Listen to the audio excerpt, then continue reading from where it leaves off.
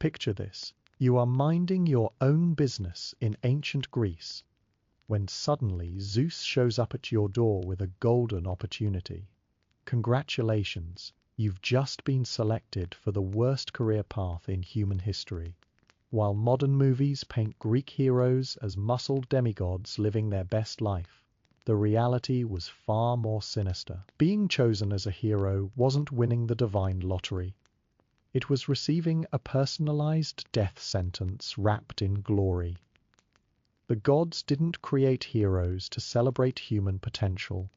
They created them to demonstrate exactly why mortals should never ever reach too high. Every single Greek hero's story follows the same brutal template: divine selection, impossible tasks, spectacular suffering, and inevitable doom. Welcome to antiquity's most twisted recruitment program. The moment a Greek god takes a personal interest in your life, you might as well start shopping for funeral arrangements. Divine attention in ancient Greece wasn't a blessing. It was a death warrant with extra steps. The gods had a particularly twisted sense of humor when it came to selecting their champions. They would scan the mortal realm like cosmic talent scouts, looking for individuals with just the right combination of courage, strength, and tragic potential. Once they found their perfect candidate, the recruitment process began, and it always started the same way, with what appeared to be an incredible stroke of luck or a divine gift that seemed too good to be true. The key word here being seemed. Perseus gets a magical sword and shield from the gods. Fantastic. Except they're giving him these tools specifically, so he can attempt an impossible task that should definitely kill him. Theseus receives divine guidance to navigate the labyrinth. Wonderful, except he is being guided toward a monster that has literally never lost a fight. The pattern becomes clear when you realize that divine generosity in Greek mythology always comes with interest rates that would make loan sharks weep. The gods weren't helping these heroes succeed. They were providing them with just enough assistance to make their inevitable failures more spectacular and entertaining. Think of it as the ancient equivalent of giving someone a motorcycle license and then pushing them toward a cliff. The divine selection process was essentially a cosmic game show, where the prize for winning was getting to play even deadlier rounds until you finally lost everything. Heroes weren't chosen despite their mortality, they were chosen because of it. The gods were immortal beings who had already experienced everything the universe had to offer, and the only entertainment left was watching mortals reach for divine heights before gravity inevitably brought them crashing down. Every hero's journey began with this fundamental deception: the idea that they were being elevated when they were actually being positioned for the most elaborate downfall possible. The gods would appear in dreams, send omens, or manifest directly, always with the same message: you have been chosen for greatness. What they never mentioned was that greatness in their vocabulary was synonymous with spectacular destruction. The divine trap was perfect because it relied on the very qualities that made someone heroic in the first place. Courage made heroes accept impossible challenges. Strength made them believe they could overcome any obstacle, and nobility made them sacrifice themselves for others. The gods turned every virtue into a weapon pointed directly at the hero's heart. Once the gods had their hooks in you, they deployed their most insidious weapon, the prophecy. If divine selection was the trap, prophecies were the instructions manual for your own destruction, written in the most confusing language possible and delivered by people who clearly enjoyed watching you squirm. The oracle at Delphi wasn't dispensing wisdom. She was running a cosmic spoiler service that told you exactly how your life would end, while making sure you'd spend every waking moment trying to avoid that fate, which of course guaranteed you'd run straight into it. The genius of the prophecy system was that it created a closed loop of doom, where knowledge became the very mechanism of destruction. Oedipus gets told he'll kill his father and marry his mother, So naturally he runs away from his adoptive parents and ends up doing exactly what the prophecy predicted with his real parents. The oracle could have just said, "Hey, those aren't your real parents." But where is the entertainment value in that? Perseus learns he'll kill his grandfather, so he avoids going home, but winds up accidentally striking him down at some random athletic competition, because apparently you can't throw a discus in ancient Greece without hitting someone's doomed relative. The prophecies were deliberately crafted to sound like warnings, while actually functioning as step-by-step guides to catastrophe. They were written in that special prophetic language that made everything sound metaphorical until it happened, at which point it became painfully literal. Cronus gets warned that one of his children will overthrow him, so he starts eating babies, which drives his wife to hide Zeus, who grows up and overthrows him exactly as foretold. The prophecy didn't cause the overthrow. Cronus's reaction to the prophecy caused it, but that was always the point. The gods weren't predicting the future, they were programming it. Every prophecy came with built-in psychological triggers designed to make the recipient's natural responses create the very outcome they were trying to avoid. It was like being told you'd die from looking over your shoulder too much, guaranteed to make you obsessively check behind you until you walk into traffic. The truly diabolical aspect of prophetic doom was that it gave heroes the illusion of agency, while systematically removing all their actual choices. They could choose how to respond to the prophecy, but every possible response led to the same destination. Laius learns his son will kill him, so he orders the baby killed. But the servant takes pity and gives the child away, setting up the exact circumstances that will bring about his death decades later. The prophecy didn't just predict Oedipus would kill his father. It created the abandonment that would make their eventual meeting inevitable. Heroes spent their entire lives believing they were making choices to avoid their fate, never realizing that avoiding their fate was their fate. The gods had turned free will into the ultimate joke, where every decision was simultaneously yours and predetermined. If individual prophecies weren't devastating enough, the gods developed an even more efficient system of destruction, the family curse. Why kill one hero when you can systematically eliminate entire bloodlines across multiple generations? Family curses were the gods' way of proving that heroic genetics weren't just a blessing.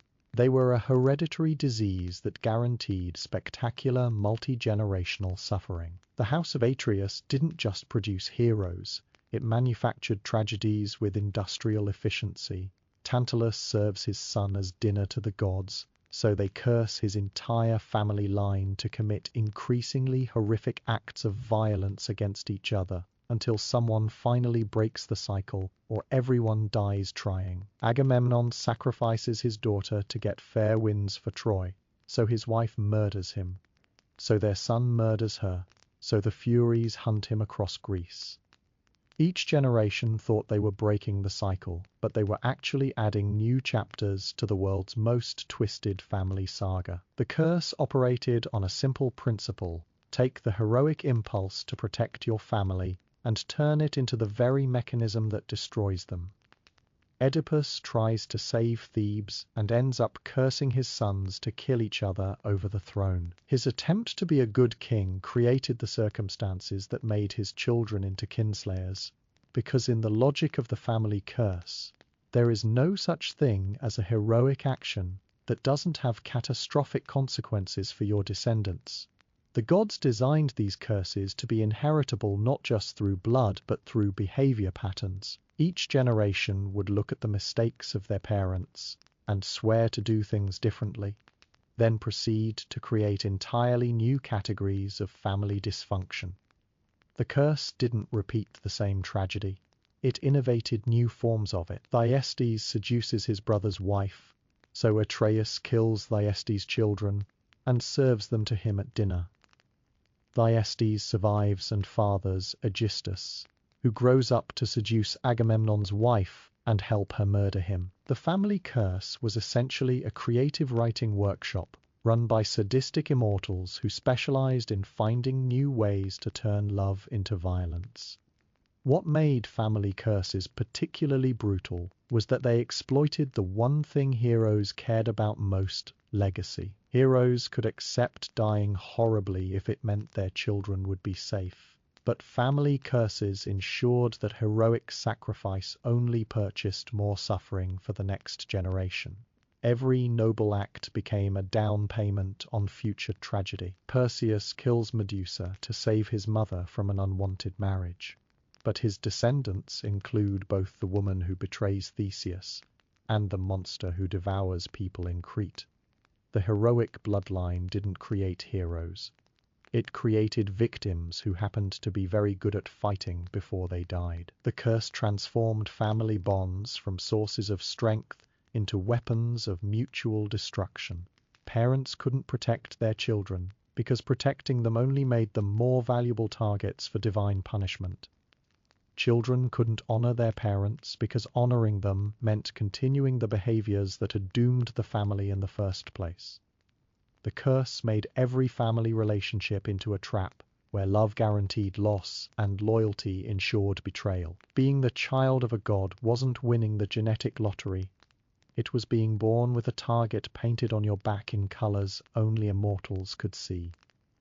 Divine parentage came with exactly one guarantee: every other god in the pantheon would eventually try to kill you.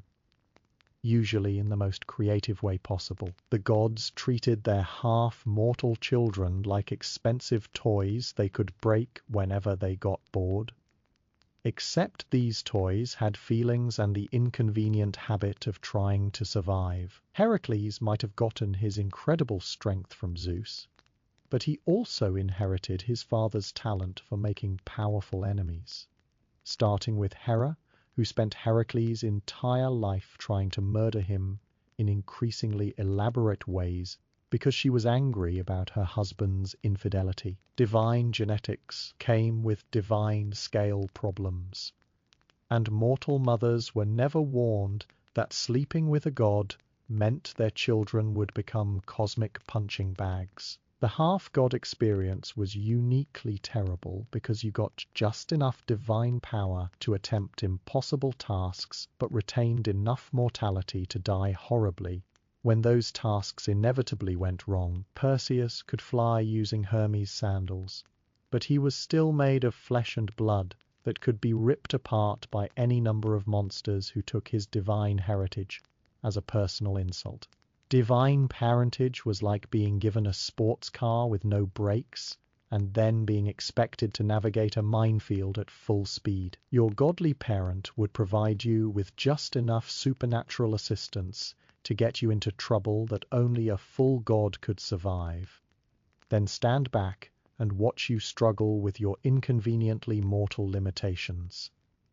The worst part about having a divine parent was that it made you valuable enough to exploit, but not powerful enough to resist exploitation. Zeus would send his sons on quests that served his political interests, knowing they were strong enough to potentially succeed, but mortal enough that failure wouldn't really cost him anything. Divine fathers were essentially middle managers in the cosmic hierarchy who used their half-mortal children as disposable assets in their various schemes and power plays. The gods never visited their offspring to offer fatherly advice or emotional support. They showed up to assign missions that had roughly the same survival rate as being shot out of a cannon into a brick wall. Having a divine parent also meant you were automatically enrolled in all of their enemies' revenge plots. Poseidon's children didn't just have to worry about their own mistakes. They inherited grudges that went back centuries and involved crimes they had nothing to do with. Divine parentage turned you into collateral damage in conflicts you didn't understand fought by immortals who had literally nothing better to do than nurse ancient grudges. Your godly parents' romantic history became your death sentence. Their political alliances became your obligations, and their enemies became your problem, but without any of the actual power needed to deal with immortal-level threats. The divine side of the family never invited you to the godly gatherings, never taught you how to use your powers properly, and never provided the kind of protection you'd expect from a parent who could literally control the forces of nature. But they expected absolute loyalty and heroic performance whenever it served their interests. The gods had perfected the ultimate cosmic joke. They gave heroes exactly enough strength to ensure their own annihilation. Divine power wasn't a gift. It was a time bomb designed to detonate at the worst possible moment, usually when the hero finally thought they had everything under control. The strength that made heroes legendary was precisely the same strength that made them too dangerous to live. And the gods knew this from the beginning.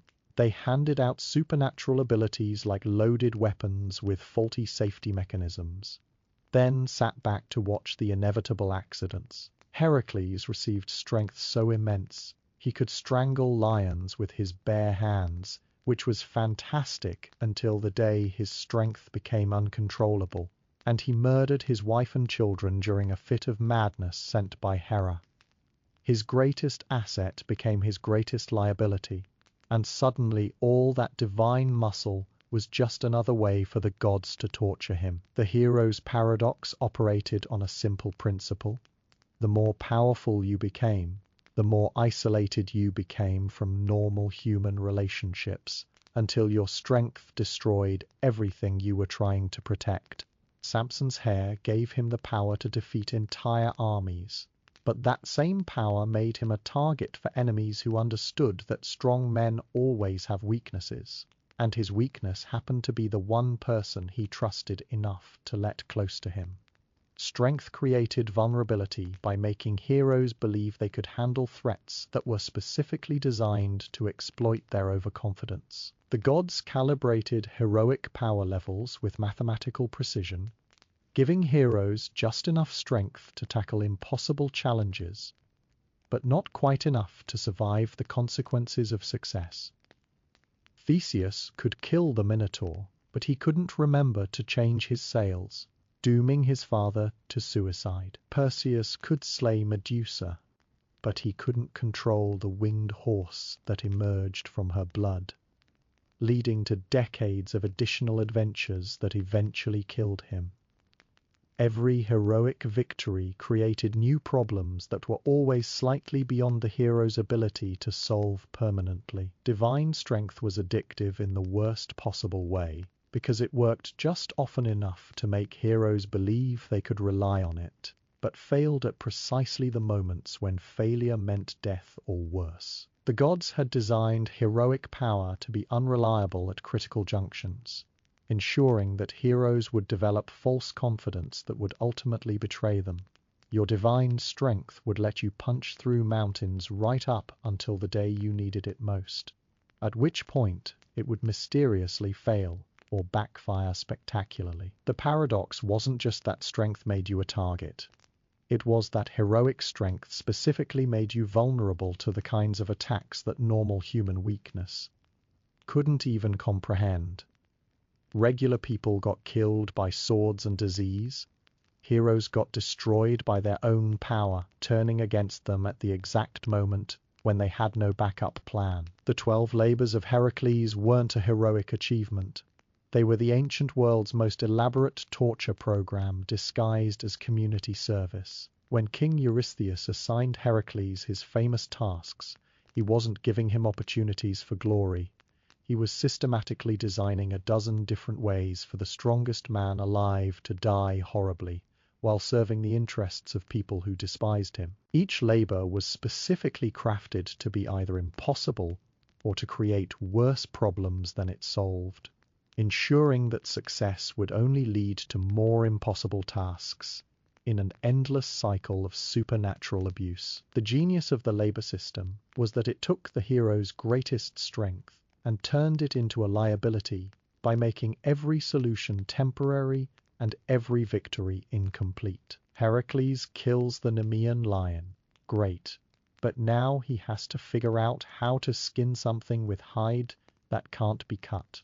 And even after he solves that problem, he is immediately sent to fight the multi-headed Hydra whose heads multiply when severed. The labors weren't tests of strength. They were lessons in futility designed to teach heroes that no matter how powerful they became, there would always be another monster, another impossible task, another way for the gods to demonstrate their cosmic superiority. The 12 labors revealed the essential truth about heroic achievement. Every monster you killed was just making room for a worse monster. Every problem you solved was just proving you were capable of solving bigger problems. Heracles spends years cleaning the Augean stables in a single day by diverting rivers, only to discover that completing an impossible task just means you are qualified for more impossible tasks.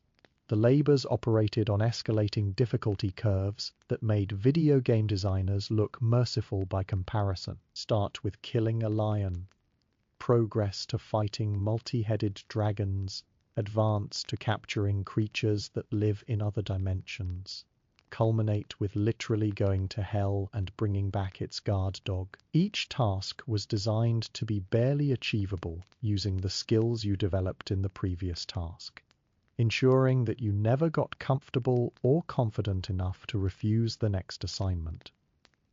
The labor system was the gods' way of proving that heroic strength was essentially meaningless when faced with unlimited creativity in monster design. No matter how strong Heracles became, the gods could always invent something stronger, or more importantly, something that couldn't be solved with strength alone. The Augean stables couldn't be cleaned by fighting. They required engineering. The Stymphalian birds couldn't be killed with arrows. They required acoustic warfare. Each labor taught heroes that their signature strength was inadequate for the complexity of divine challenges.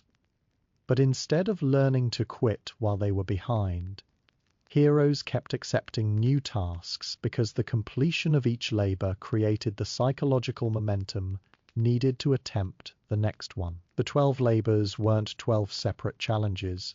They were one long challenge broken into digestible pieces to prevent heroes from realizing they were trapped in an infinite loop of increasingly dangerous busywork. The moment a Greek hero fell in love, they might as well have signed a death warrant for everyone involved, because divine romance was actually an elaborate assassination program where Cupid's arrows were loaded with poison and aimed at bystanders. Love wasn't the hero's reward for surviving impossible odds.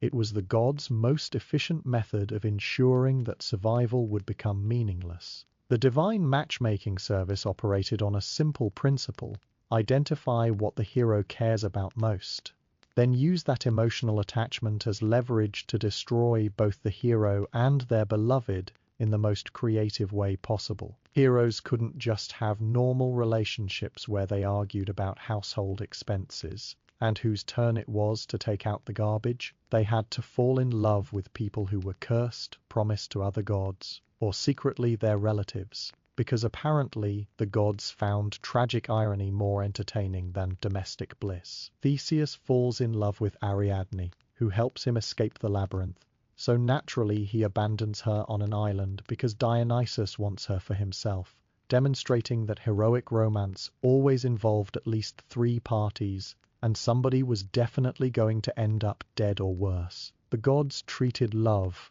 like a strategic resource that could be deployed, manipulated, and weaponized against heroes who thought they could have personal happiness along with their supernatural abilities. Jason gets Medea to help him steal the Golden Fleece by making her fall magically in love with him, which works great until he decides to upgrade to a younger model, at which point Medea murders their children and his new bride, because hell hath no fury like a sorceress scorned by a hero too stupid to understand that magical assistance always comes with magical consequences. Divine romance was specifically designed to turn the hero's capacity for love into their greatest vulnerability, by ensuring that everyone they cared about became a target for divine punishment or rival heroes seeking revenge. The gods understood that heroes could endure any amount of personal suffering, but they could be completely destroyed by watching their loved ones suffer.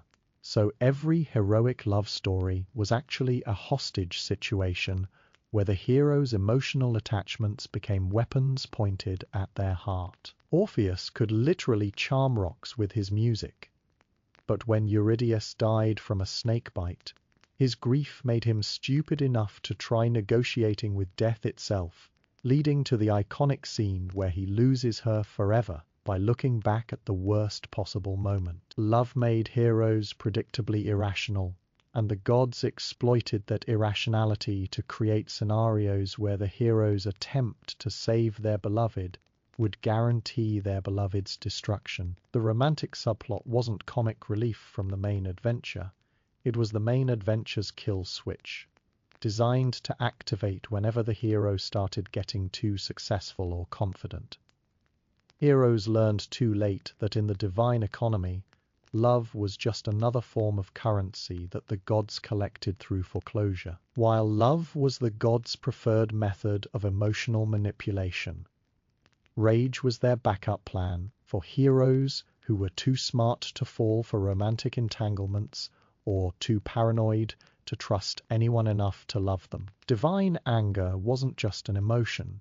It was a carefully engineered psychological weapon that transformed heroes from rational actors into berserkers who destroyed everything they touched, including themselves. The gods understood that heroic rage was essentially rocket fuel for human destruction, so they developed sophisticated methods for lighting that fuse whenever a hero started getting too comfortable or successful. Achilles wasn't born with anger management issues. He was systematically programmed by the gods to respond to personal slights with genocidal fury, turning his greatest strength in battle into his greatest weakness in life. The rage trap operated on a simple psychological principle. Take someone who is used to solving problems with violence and give them problems that can only be made worse through violence. Then watch them escalate minor disputes into mythological catastrophes.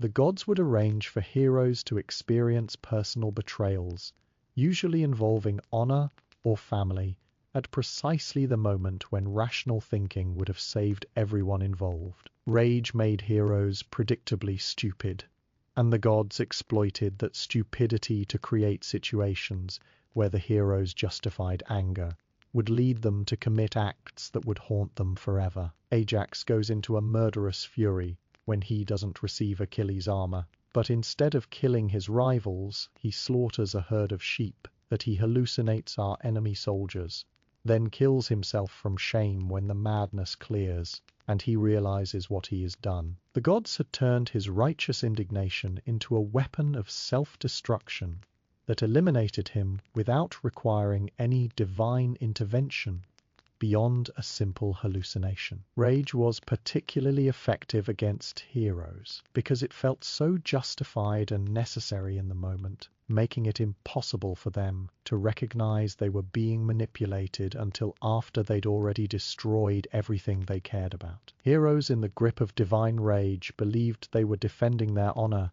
or protecting their loved ones, never realizing that their anger was actually serving the gods' agenda by removing problematic mortals from the cosmic chessboard. The anger felt authentic because it was authentic, but the circumstances that triggered it were artificially created by immortals who understood exactly which buttons to push to make heroes destroy themselves. Heracles murders his family during a fit of rage sent by Hera, then spends the rest of his life performing impossible labors as penance, which was exactly what the gods wanted. A permanently guilty hero who would accept any task without question. The rage trap was self-sustaining, because heroes who survived their initial fury had to live with the consequences of what they'd done, creating permanent psychological damage that made them even more susceptible to future manipulation. Guilt-ridden heroes were easier to control than confident ones, and rage was the most efficient method for converting confidence into guilt. The gods had invented the perfect crime hubris, a sin that was literally impossible to avoid if you were successful at anything. and absolutely guaranteed to destroy you once you committed it. Hubris wasn't actually about being arrogant or disrespectful to the gods. It was about achieving anything significant enough to make immortals feel threatened, which meant that every heroic accomplishment was automatically a crime punishable by death. The genius of the hubris system was that it criminalized success itself, ensuring that heroes who survived their early challenges would eventually be destroyed not by external enemies, but by the logical consequences of their own achievements. The gods had rigged the definition of hubris so broadly that breathing too confidently could technically qualify, but they applied it selectively to heroes who had outlived their entertainment value or grown powerful enough to pose theoretical threats to divine authority. Bellerophon tames Pegasus and kills the Chimera. Impressive achievements that any reasonable person would consider worth celebrating. But then he makes the mistake of thinking he is qualified to visit the gods on Olympus. Zeus doesn't kill him for being disrespectful. He drives him insane for being competent enough to think he deserves divine recognition, proving that hubris wasn't about attitude, it was about ambition that exceeded your assigned social class. The hubris trap was particularly cruel because it punished heroes for the very confidence that had kept them alive through impossible challenges, creating a psychological double bind where surviving required believing in your abilities. But believing in your abilities was a capital offense. Heroes needed confidence to fight monsters and complete quests. But that same confidence would eventually be redefined as hubris and used to justify their destruction. Arachne becomes the world's greatest weaver, so good that she challenges Athena to a contest and actually wins, at which point Athena transforms her into a spider for having the audacity to be better than a goddess at something. The message was clear. You could be talented, but not too talented. Successful, but not too successful. Confident, but not confident enough to think your achievements actually mattered. The gods maintained a constantly shifting definition of hubris that could be applied retroactively to any hero who had survived long enough to become inconvenient, ensuring that no amount of humility or piety could protect you once you'd crossed the invisible line between acceptable achievement and threatening competence. Narcissus was beautiful enough to reject the romantic advances of a nymph, which apparently constituted hubris sufficient to justify cursing him to fall in love with his own reflection until he died of starvation. The gods had created a system where your greatest strengths were automatically your greatest sins, and there was no way to excel at anything without eventually committing the crime of being excellent. Heroes discovered too late that the gods didn't actually want them to succeed at their assigned tasks.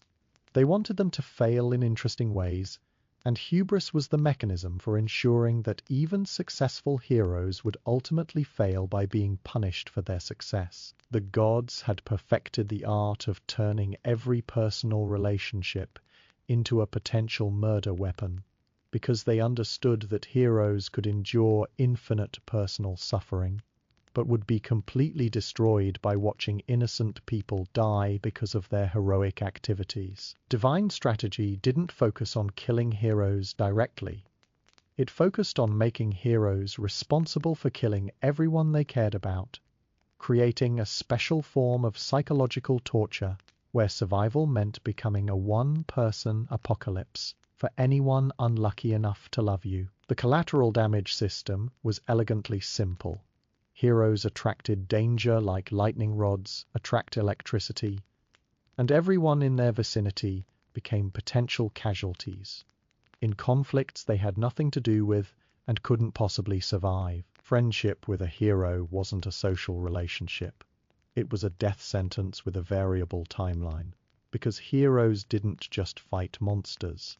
They brought monsters home for dinner and wondered why their families kept disappearing. The gods engineered scenarios where helping the hero was fatal, but abandoning the hero was also fatal. trapping innocent bystanders in situations where every choice led to the same bloody conclusion. Patroclus puts on Achilles' armor to help turn the tide of battle and immediately gets killed by Hector, demonstrating that association with heroes was so dangerous that even wearing their clothes could get you murdered by enemies who couldn't tell the difference. The divine calculation was ruthlessly efficient. Heroes needed emotional connections to remain psychologically functional, but those same connections could be exploited to create unbearable guilt that would drive heroes to increasingly desperate and destructive actions. Jason's children get murdered by Medea to punish him for his infidelity. Heracles' family gets killed during his divinely induced madness, and Theseus accidentally causes his father's suicide through his own carelessness, establishing the pattern that heroic relationships always ended with the hero standing over corpses while wondering what they could have done differently. The answer was always nothing, because the deaths weren't accidents or coincidences. They were carefully orchestrated divine punishments designed to teach heroes that caring about other people was a luxury they couldn't afford. The gods turned love into a vulnerability and friendship into a weapon, ensuring that heroes who tried to maintain normal human relationships would be systematically stripped of everyone they cared about, until they became isolated killing machines, focused entirely on the next impossible task. The collateral damage system was self-reinforcing because each personal loss made heroes more likely to take desperate risks to prevent future losses, creating exactly the kind of reckless behavior that guaranteed more casualties. Heroes learned to push people away to protect them, but isolation made them emotionally unstable and tactically vulnerable, proving that whether you loved people or abandoned them, the gods had designed scenarios to punish both choices equally. The divine message was unmistakable. Heroes exist to fight monsters, not to have families, and anyone who tried to do both would lose both. The gods had discovered that the most effective form of torture wasn't a single devastating punishment, but rather an endless series of tasks that created the illusion of progress, while ensuring that completion was literally impossible. Heroes thought they were working toward retirement, but they were actually trapped in cosmic employment contracts with no termination clauses and increasingly ridiculous job descriptions. The quest system operated on the principle that solving one problem would automatically generate 3 new problems, each slightly more dangerous than the last, ensuring that heroes spent their entire lives running toward a finish line that moved backward faster than they could run forward. Sisyphus rolling his boulder up the mountain for eternity was just the most honest version of what every hero was actually doing. The only difference being that other heroes got to experience brief moments of false hope before discovering that their boulder had mysteriously returned to the bottom of the hill. The genius of infinite questing was that it exploited the hero's natural problem-solving instincts, turning their greatest strength into a trap that would consume their entire existence. Heroes couldn't resist trying to fix things, and the gods made sure there were always more things that needed fixing, each one requiring the exact skills that the hero had just developed while solving the previous impossible challenge. Perseus kills Medusa and immediately gets assigned to rescue Andromeda from a sea monster, then has to deal with her previous fiancé trying to murder him at the wedding, then discovers that his grandfather is still trying to avoid the prophecy about being killed by his grandson. Every victory was just the entrance exam for a more difficult course, and the curriculum was designed by immortals who had literally unlimited time to think up new ways to make mortal life miserable. The quest system created a psychological addiction where heroes became dependent on the temporary satisfaction of completing tasks, never realizing that each completion was just feeding a habit that could never be fully satisfied. Heracles finishes his 12 labors and thinks he is finally free, only to discover that his punishment was just the beginning of a lifetime of being summoned whenever someone needed divine-level problems solved by mortal-level solutions.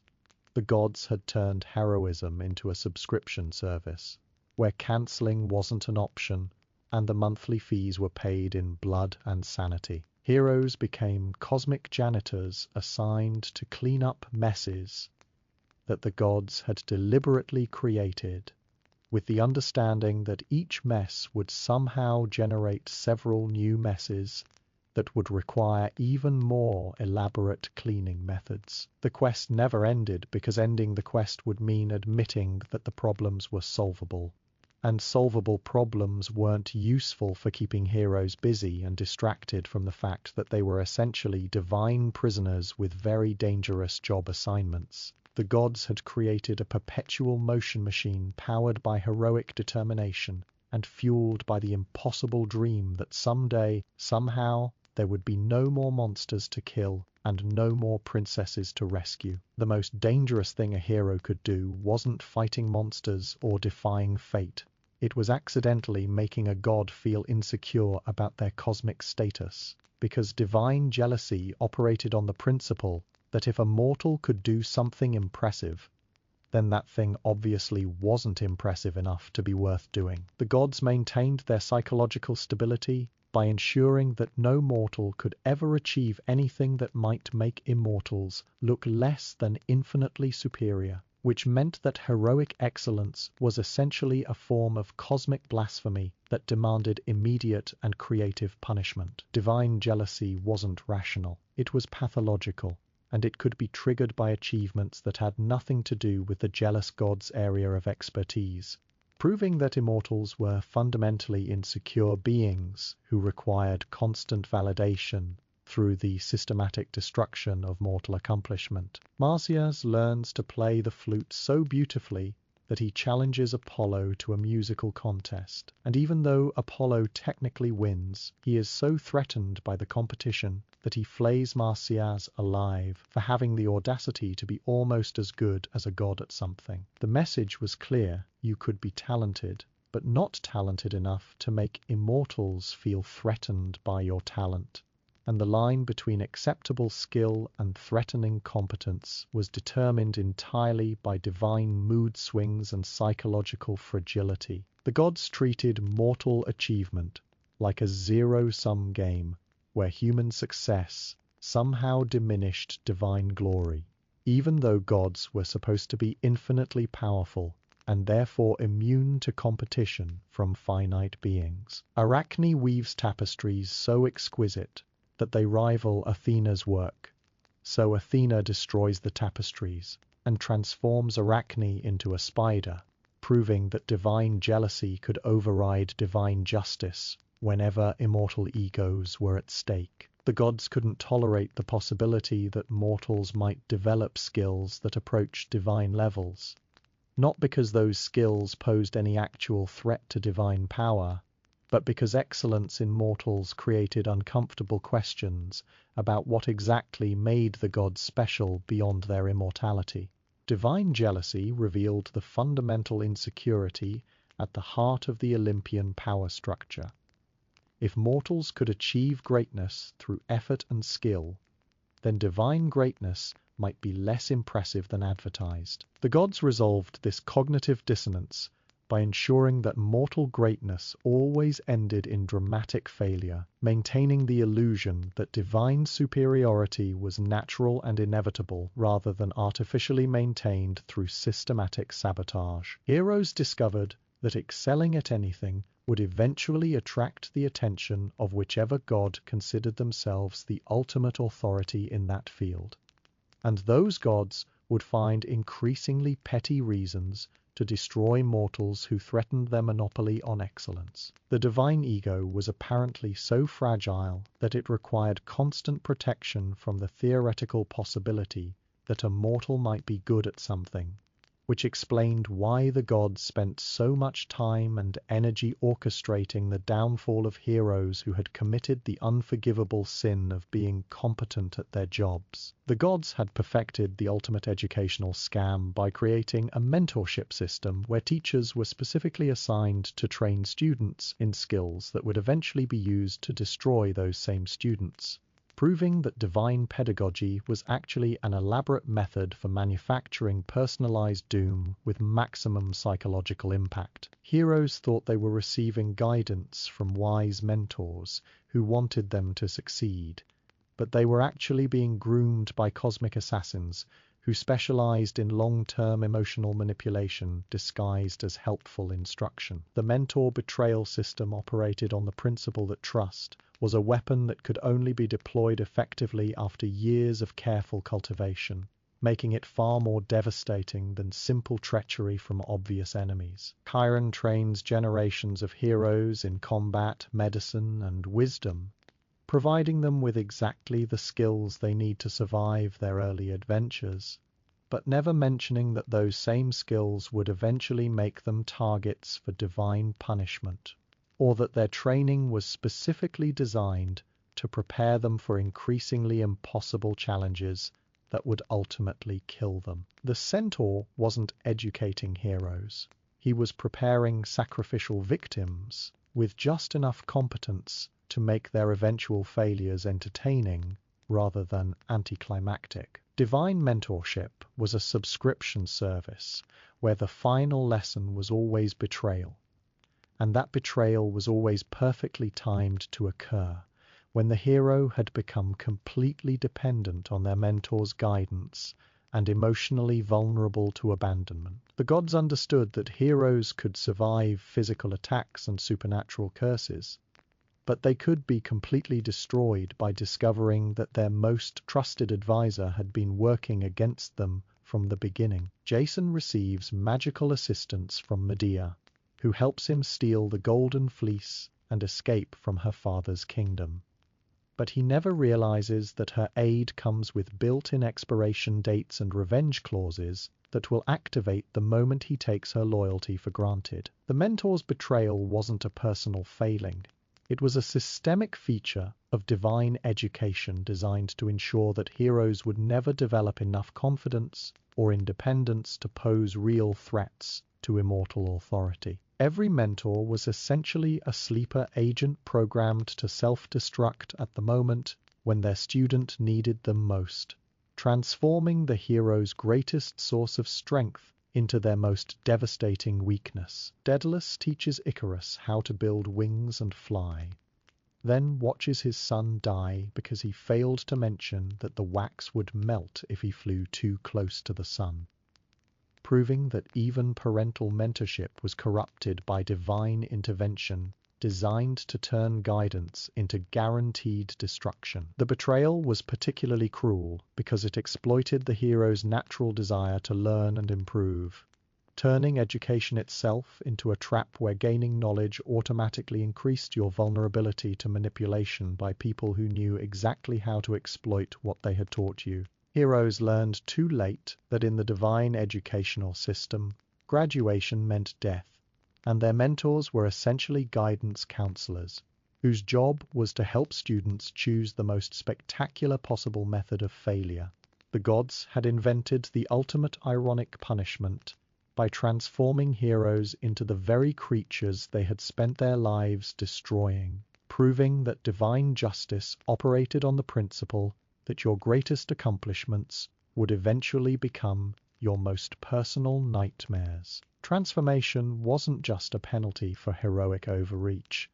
It was a carefully designed psychological torture that forced heroes to experience firsthand what it felt like to be hunted by people exactly like themselves, creating empathy through the most horrific possible educational method. The Divine Transformation Program operated on poetic justice algorithms that calculated the most devastating possible metamorphosis, based on each hero's specific fears, accomplishments, and psychological vulnerabilities. Actaeon accidentally sees Artemis bathing and gets transformed into a stag, then immediately gets torn apart by his own hunting dogs who don't recognize their master, demonstrating that divine punishment could turn your greatest pleasures into instruments of your destruction within the span of a single afternoon. The gods understood that death was temporary trauma, but transformation was permanent identity destruction that forced heroes to confront the essential arbitrariness of the boundary between hero and monster. Lycaon serves human flesh to Zeus during a dinner party and gets transformed into a wolf, spending the rest of eternity as the kind of savage beast he had proven himself to be morally. But now his external form matched his internal nature, and he could never again pretend to be civilized. Transformation punishment revealed that the difference between heroes and monsters wasn't moral superiority or divine favor. It was simply a matter of which side of the metamorphosis you happened to be standing on at any given moment. The gods could rewrite your essential nature with the same casual ease they might change clothes, proving that heroic identity was just a temporary costume that could be removed whenever immortals got bored with your performance. Scylla gets transformed into a six-headed sea monster for refusing Glaucus's romantic advances, then spends eternity devouring sailors who are probably just as innocent as she was before her transformation, demonstrating that divine punishment created new monsters to terrorize future heroes in an endless cycle of artificial horror. The transformation system was self-perpetuating because every hero who got transformed into a monster became a threat that future heroes would have to face, creating job security for the heroic profession while ensuring that the supply of terrifying creatures never ran out. Heroes fought monsters without realizing that they were fighting the previous generation of heroes who had been transformed as punishment for succeeding too well at fighting the generation of monsters before them. The gods had created a recycling program for heroic material that ensured nothing was ever wasted, and everyone eventually got to experience both sides of the hunter-prey relationship. Transformation was the ultimate divine joke because it proved that the only difference between heroes and monsters was timing, and the gods controlled all the clocks. The gods had designed a cosmic accounting system where every heroic victory accumulated interest that eventually bankrupted the victor, because divine economics operated on the principle that success was just debt disguised as achievement, and the bill always came due at the worst possible moment. Heroes thought they were earning glory and honor through their accomplishments, but they were actually taking out high-interest loans against their future suffering, with the gods serving as cosmic loan sharks who specialized in creative collection methods. The victory debt system was elegantly cruel, because it transformed every moment of triumph into evidence for future prosecution, ensuring that heroes who survived their challenges would eventually be destroyed by the cumulative weight of their own accomplishments. Meleager kills the Caledonian boar and becomes the hero of his generation, but his victory celebration turns into a family blood feud when he awards the prize to a woman, leading to him killing his uncles and ultimately dying when his mother burns the log that controls his lifespan in revenge for her brother's deaths. The price of his heroic success was paid by everyone he loved, proving that victory wasn't free. It was just an elaborate credit system where other people made the payments. Divine victory accounting worked on compound interest principles, where small successes accumulated exponentially increasing obligations that eventually required payments no mortal could afford. The gods had created the ultimate poisoned chalice by making heroic leadership positions available to heroes who were psychologically designed to excel at individual combat, but completely unsuited for the political complexities of ruling actual people, ensuring that every crown was essentially a suicide device disguised as a reward for exceptional service. Divine political science operated on the principle that heroes made terrible kings because the skills required for monster slaying were exactly opposite to the skills required for competent governance. But the gods offered leadership roles to heroes anyway, because watching competent warriors destroy themselves through incompetent leadership was apparently hilarious entertainment. The tragic crown system worked by exploiting the hero's natural assumption that being good at killing things qualified them for making decisions about complex social problems, when in reality heroic thinking was specifically designed to create catastrophic policy failures that would destroy both the hero and their kingdom simultaneously. Theseus becomes king of Athens and immediately starts a war with the Amazons because he has kidnapped their queen for marriage purposes, demonstrating that heroic problem-solving techniques don't translate well to international diplomacy, especially when your idea of negotiation involves abduction and your conflict resolution strategy is based entirely on who can hit harder. The crown wasn't a symbol of authority.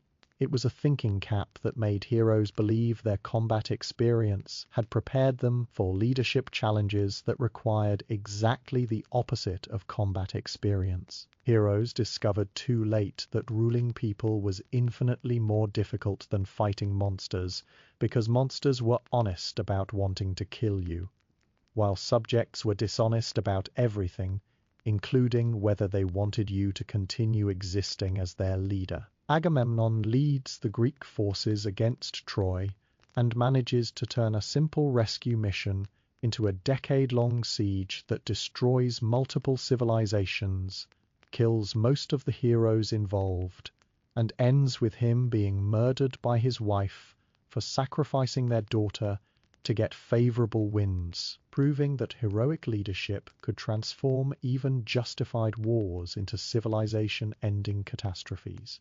The gods had designed leadership positions to be elaborate traps where heroes would be given just enough power to create enormous problems, but not enough wisdom to solve those problems without making them worse. Royal power was essentially a divine practical joke, where the punchline was watching heroes apply monster-fighting logic to human governance challenges, and wonder why their kingdoms kept collapsing into civil wars and foreign invasions. The tragic crown revealed that heroic virtues like courage, strength, and determination were actually leadership liabilities that guaranteed political failure, because ruling people required patience, compromise, and complex reasoning skills that were incompatible with the simplified moral universe that heroes inhabited. Every crown was a trap designed to prove that heroes belonged on battlefields, not in throne rooms.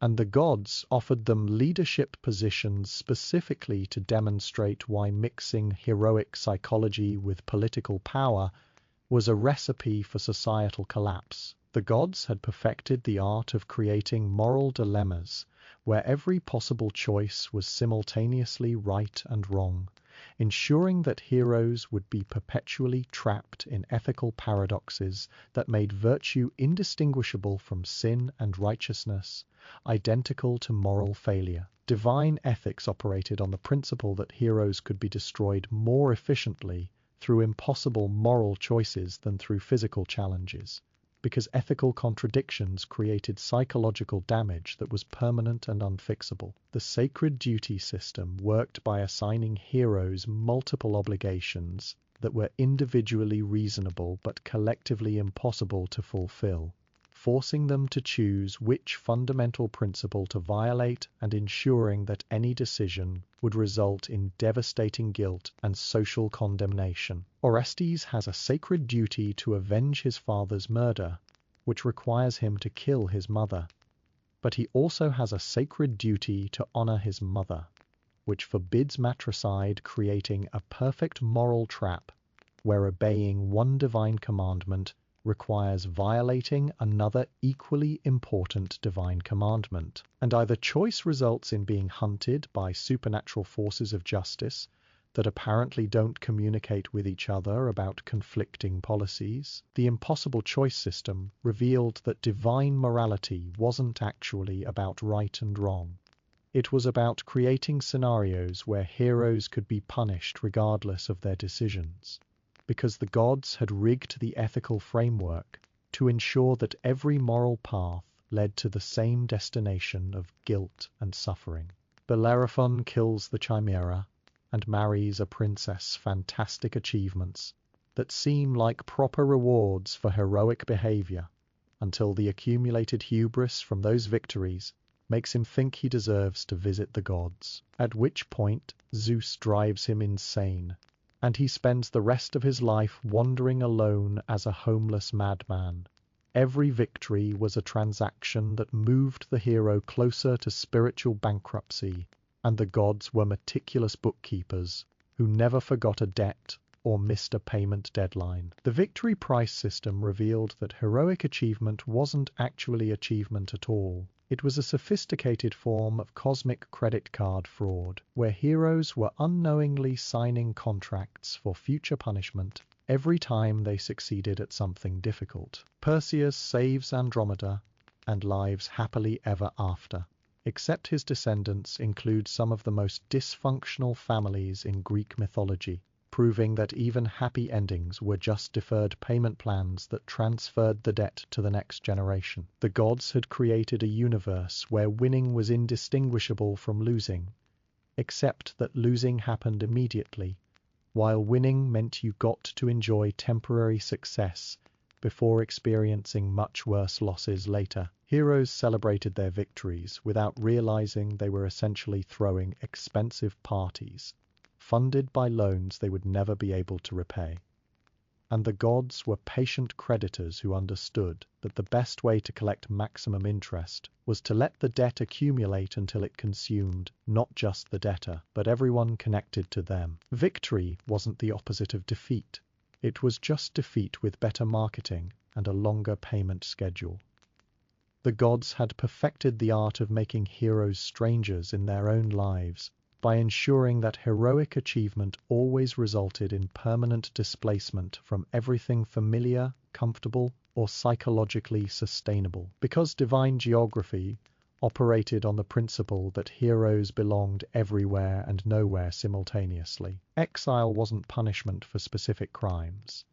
It was the natural consequence of becoming too important to ignore, but too dangerous to accommodate within normal social structures, leaving heroes trapped in a permanent state of homelessness that no amount of wandering could resolve. The divine displacement system worked by making heroes so legendary that they became incompatible with ordinary human society, too powerful for normal relationships, but too mortal for divine acceptance, creating a special class of cosmic refugees who were simultaneously famous and friendless. Odysseus spends 10 years trying to get home from Troy, but his journey isn't delayed by bad luck or navigation errors.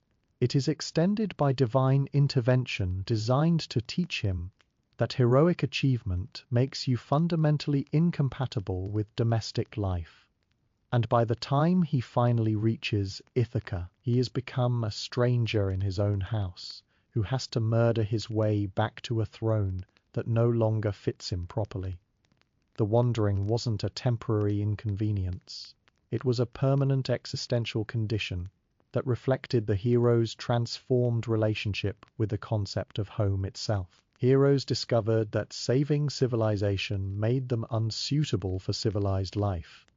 Protecting communities made them incapable of community membership, and rescuing families made them incompatible with family relationships, creating a tragic irony where their greatest services to society resulted in permanent exclusion from that society. Theseus unifies Athens and becomes its greatest king, but he can never stay in one place for very long because heroic restlessness is a divine curse disguised as wanderlust, ensuring that heroes who try to settle down will be driven by mysterious compulsions to abandon everything they've built in search of new challenges that don't actually exist. The gods had programmed heroes with psychological GPS systems that were permanently set to somewhere else, making contentment literally impossible, and ensuring that every attempt to establish a permanent home would be sabotaged by the hero's own divinely installed inability to stop moving. Exile was particularly cruel because it exploited the hero's natural desire to belong somewhere, while making belonging permanently impossible through the very achievements that should have earned them a place in the world. Heroes became tourists in their own lives, visiting places and people they had once called home, but could never again truly inhabit because heroic experience had made them aliens in their own culture. The wandering never ended because the gods had designed heroic psychology to be fundamentally incompatible with the concept of arrival, ensuring that heroes would spend their entire lives searching for a home that had been systematically destroyed by the process of becoming heroic enough to deserve one. Antigone has a religious obligation to bury her brother according to divine law, but a civic obligation to obey the king's edict forbidding that burial according to human law, forcing her to choose between offending the gods or offending the state, when both offenses carry death penalties and both choices are morally justified within their respective ethical systems. The gods had created a universe where doing the right thing was guaranteed to be wrong from some other equally valid moral perspective, ensuring that heroes could never achieve the moral certainty that might have provided psychological comfort during their inevitable suffering. Iphigenia must be sacrificed to Artemis so that the Greek fleet can sail to Troy and rescue Helen. But sacrificing innocent children is morally abhorrent, creating a situation where saving one woman requires murdering another woman, and both actions are simultaneously heroic and monstrous, depending on which moral framework you prioritize. The impossible choice system was particularly cruel because it exploited the hero's natural desire to do the right thing by making the right thing literally impossible to identify or achieve, turning moral integrity into a source of paralysis and ethical confusion. Heroes spent their lives trying to navigate moral labyrinths designed by immortals, who understood that the most effective form of torture was forcing good people to choose between competing versions of goodness, each of which would destroy them in different but equally devastating ways. The gods had transformed morality itself into a weapon pointed at heroic psychology, ensuring that heroes who tried to live ethically would be destroyed by the contradictions built into the ethical system itself. The gods had established an ironclad rule that heroes were forbidden from dying quietly in their sleep, like normal people, because divine entertainment value demanded that every heroic death be spectacular, ironic, and preferably caused by the very qualities that had made the hero famous in the first place. Heroic mortality wasn't subject to natural causes or random accidents. It was a carefully choreographed performance designed to demonstrate that extraordinary life required extraordinary death. And the gods were cosmic directors who specialized in tragic endings with maximum dramatic impact. The heroic death system operated on the principle that heroes who had spent their lives defying impossible odds deserved to die in ways that were uniquely appropriate to their specific talents and failures, ensuring that each death was both inevitable and surprising, like a perfectly constructed murder mystery where the victim was also the detective and the weapon. Achilles becomes invulnerable except for his heel, then dies from an arrow wound to that exact spot, proving that divine protection was actually divine targeting that concentrated all possible vulnerability into a single point of failure designed to create maximum irony when that protection inevitably failed. The gods understood that peaceful death was essentially meaningless death for heroes who had lived meaningfully violent lives, so they arranged for heroic deaths to be concentrated doses of all the violence the hero had previously inflicted on others, but redirected inward with perfect poetic justice. Hercules becomes immune to external weapons through his labors, then dies from poison delivered by his wife, in a shirt that burns his skin off, demonstrating that heroic invulnerability was just vulnerability in disguise, waiting for the right delivery method to transform protection into torture. The violent death requirement wasn't random sadism. It was divine quality control that ensured heroic stories would have satisfying conclusions that matched the intensity of their beginnings and middles. Because heroes who died boring deaths were essentially admitting that their lives had been boring, which would reflect poorly on the gods who had orchestrated those lives. Ajax survives the Trojan War and numerous supernatural challenges, then kills himself by falling on his sword when he doesn't receive Achilles' armor, proving that the gods had programmed heroes with self-destruct mechanisms that could be activated by relatively minor disappointments, ensuring that even heroes who survived external threats would eventually be destroyed by their own psychological instability. The heroic death was never actually about dying. It was about providing a final demonstration that heroic qualities were fundamentally incompatible with continued existence, and that the same traits that made heroes extraordinary in life would necessarily make their deaths extraordinary as well.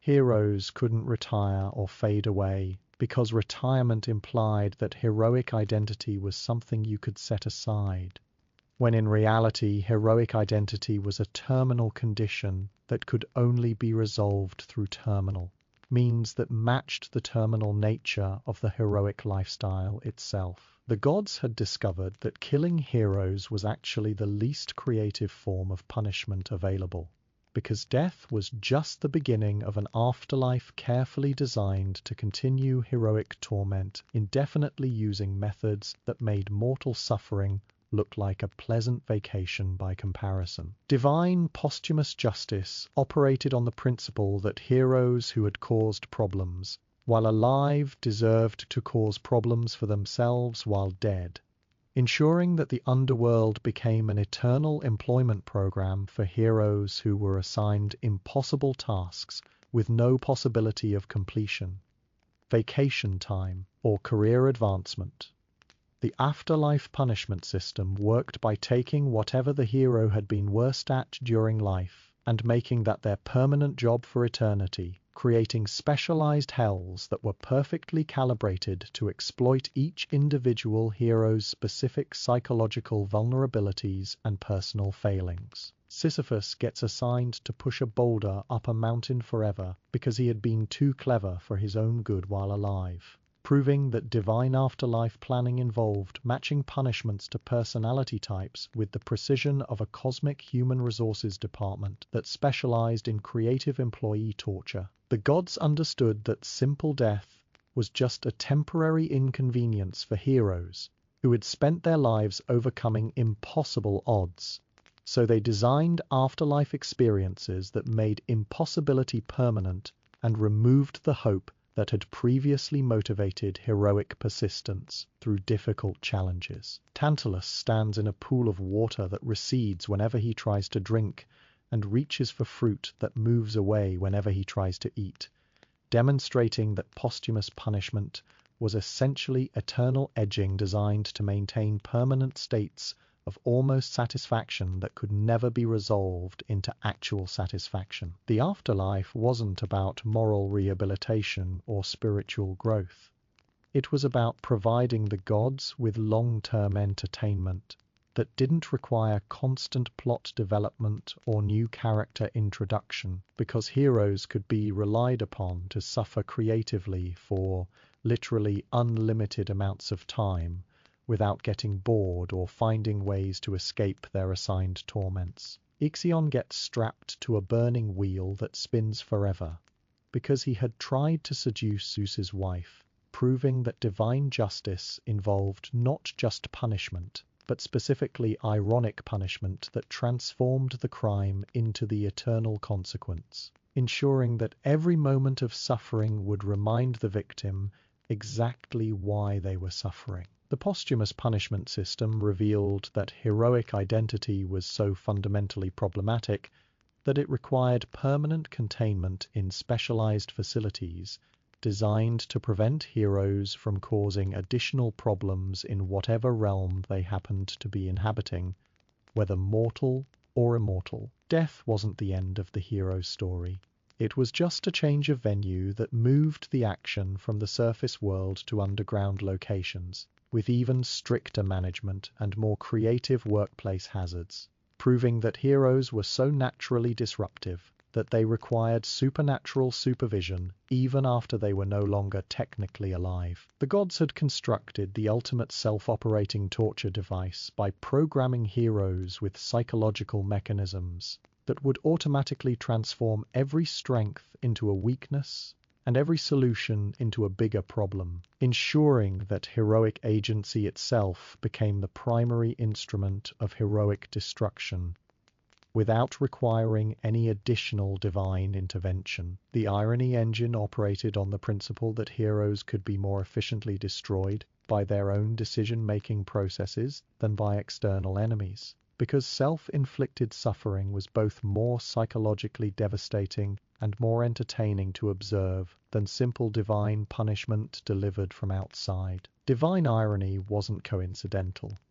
It was algorithmic, designed to ensure that every heroic choice would eventually circle back to destroy the hero through consequences that were simultaneously unexpected and completely predictable to anyone who understood the underlying programming. Oedipus tries to avoid killing his father and marrying his mother by running away from his adoptive parents, but his escape plan delivers him directly to his biological parents, whom he doesn't recognize, proving that heroic attempts to avoid fate were actually precisely calibrated methods for fulfilling that fate through actions that felt like free will but were actually predetermined by the irony engine's sophisticated psychological algorithms. The genius of the self-destruction system was that it made heroes complicit in their own doom by ensuring that every seemingly rational decision would have irrational consequences that could only be seen in retrospect, creating a permanent state of psychological whiplash where heroes never learned to anticipate the ways their own logic would betray them. Midas asks for the golden touch as a reward for helping a satyr, receiving exactly what he requested, but discovering too late that literal wish fulfillment was actually a form of cosmic monkey's paw that transformed every desire into a curse disguised as a blessing, proving that the gods specialized in delivering precisely what heroes asked for in ways that made heroes wish they had never asked for anything. The irony engine was self-maintaining, because each heroic failure created the psychological conditions necessary for the next heroic failure, ensuring that heroes who survived one round of self-destruction would be perfectly positioned for additional rounds with increasingly sophisticated ironic mechanisms. Perseus uses Medusa's severed head as a weapon throughout his adventures, never realizing that carrying around the head of a creature that turns people to stone might eventually cause problems when he accidentally looks at it himself, or when someone else gets turned to stone at an inconvenient moment, demonstrating that heroic solutions always contained the seeds of future heroic problems. The self-destruction system revealed that heroic intelligence was actually a liability, because smart heroes could devise more creative ways to destroy themselves than stupid heroes. And the gods had designed heroic psychology to ensure that greater competence would automatically generate proportionally greater catastrophe through the hero's own improved ability to make sophisticated mistakes with devastating consequences. Heroes weren't victims of divine malice. They were victims of divine engineering that had turned human nature itself into a self-operating weapon of mass destruction. The gods had perfected the ultimate educational fraud by creating tests that were specifically designed to be unpassable.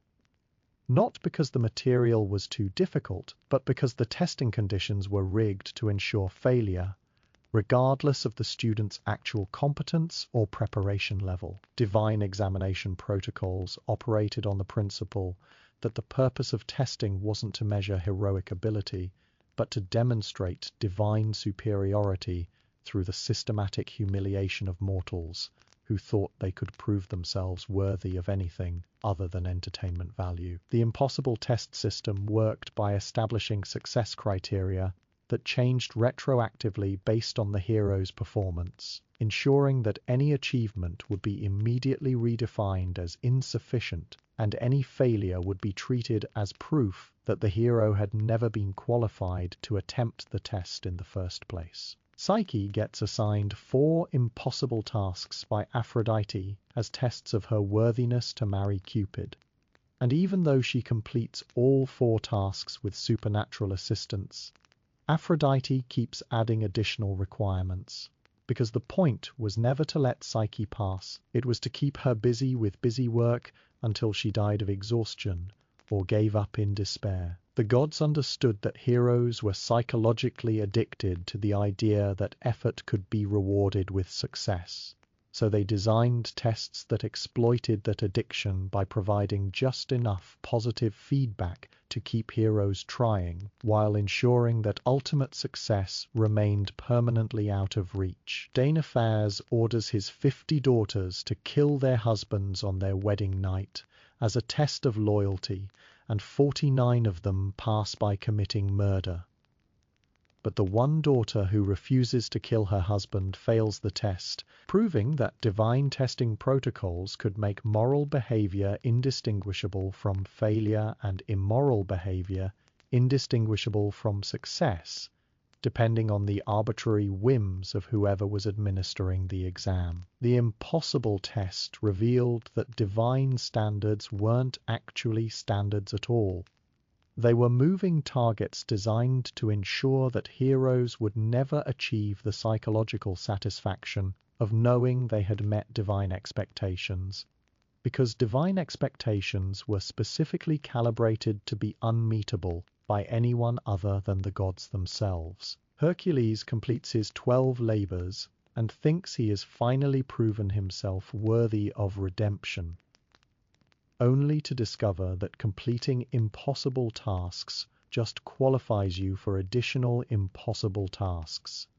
Because the testing was never about redemption, it was about keeping dangerous heroes busy with supervised activities that channeled their destructive potential in directions that served divine interests.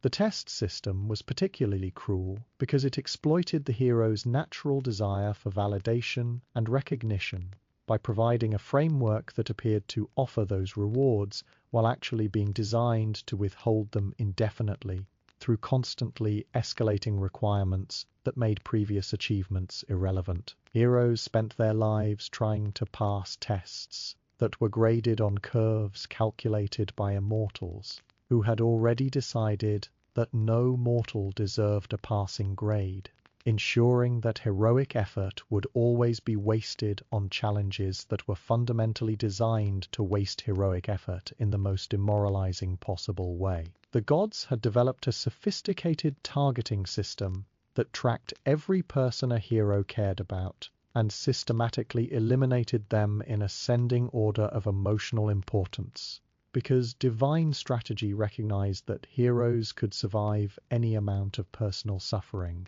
but could be completely destroyed by watching their loved ones die in ways that were clearly the hero's fall. The companion elimination program operated on the principle that heroic isolation was more effective than heroic death, because isolated heroes became psychologically unstable in ways that made them easier to manipulate and more likely to make the kind of desperate decisions that created additional entertaining catastrophes. Divine companion removal wasn't random violence.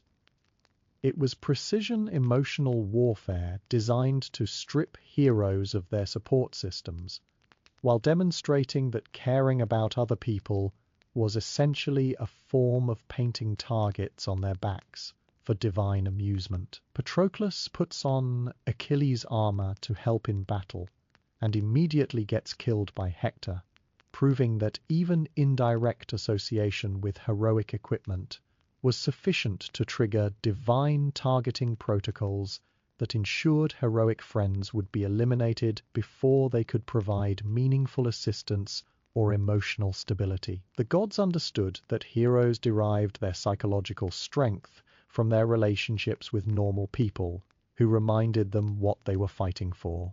So they systematically murdered those normal people to ensure that heroes would lose track of their original motivations and become pure agents of destruction without inconvenient moral constraints. Jason's children get murdered by Medea in revenge for his infidelity, demonstrating that heroic romantic relationships were essentially weapons that could be turned against the hero's family whenever the hero made political or personal mistakes, ensuring that every heroic decision carried potential consequences for innocent bystanders who had no say in heroic policy making. The companion curse revealed that heroic love was actually a divine surveillance system that identified priority targets for elimination, because people who loved heroes were automatically classified as threats to divine entertainment value and scheduled for removal through methods that would maximize heroic guilt and psychological damage. Orpheus loses Eurydice to a snakebite on their wedding day, then loses her again when he fails the god's arbitrary test about not looking back, while leading her out of the underworld, proving that divine companion removal operated on multiple backup systems designed to ensure that even heroes who successfully retrieved their loved ones would find ways to lose them again through their own actions. The systematic elimination of heroic companions wasn't collateral damage from heroic adventures.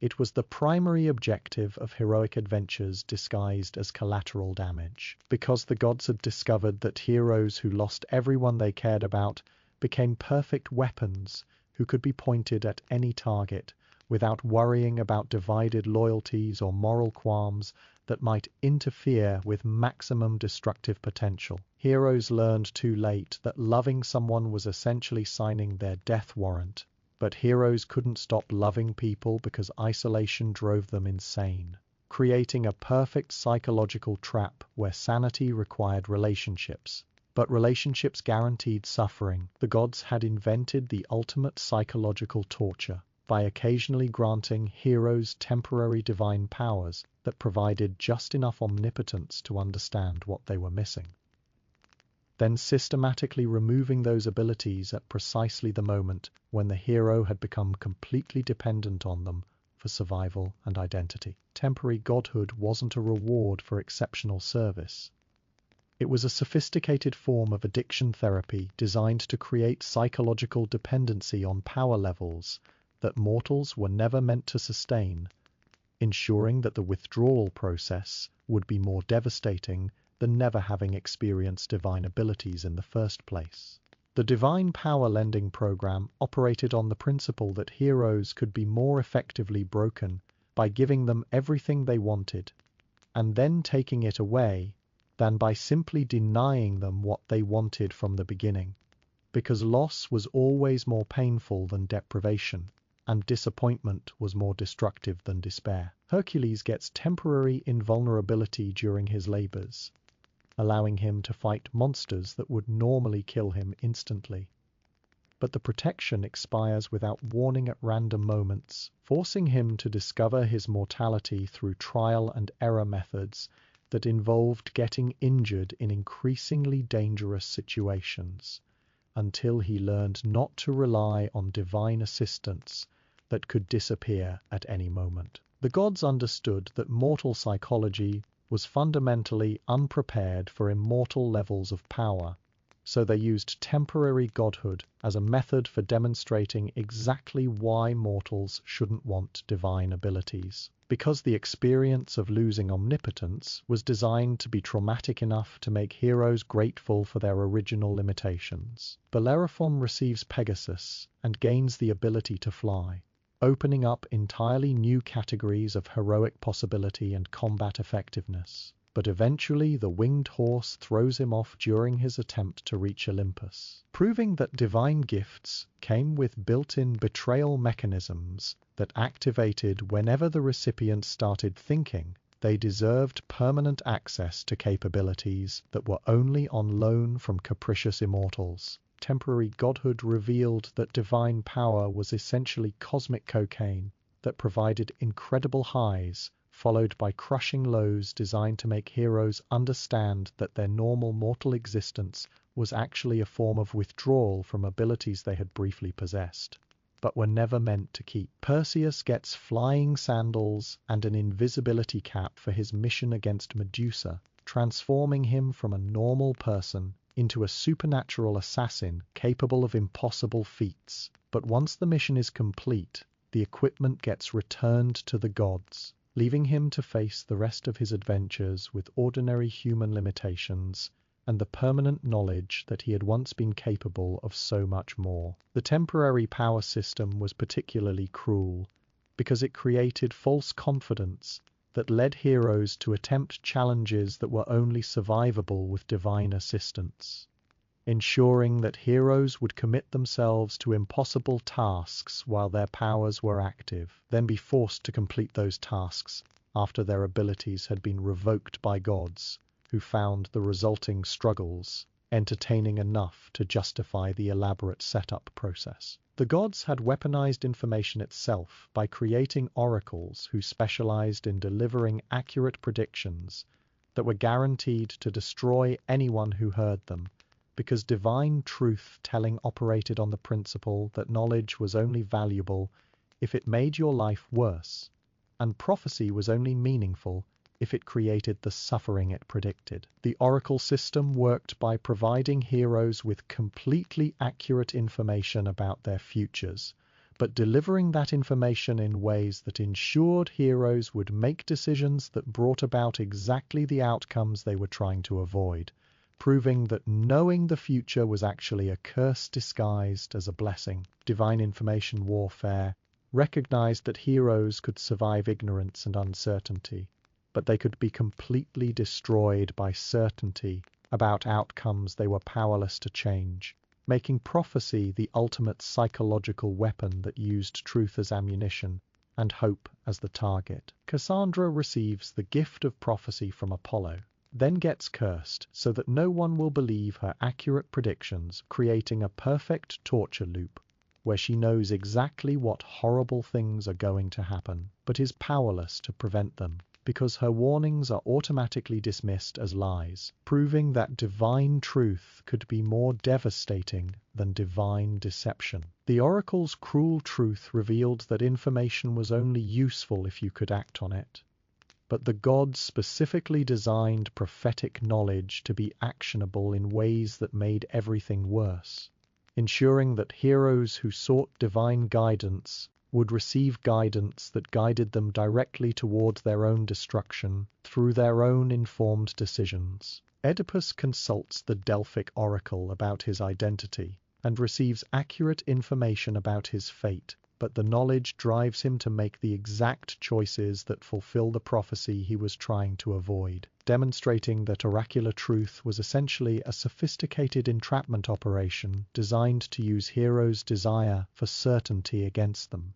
The gods understood that uncertainty was psychologically tolerable because it allowed for hope, but certainty about horrible futures was psychologically unbearable. So they provided certainty specifically to heroes who would be destroyed by knowing what was going to happen to them, but couldn't resist seeking that knowledge anyway. Laius learns that his son will kill him, so he orders the baby killed.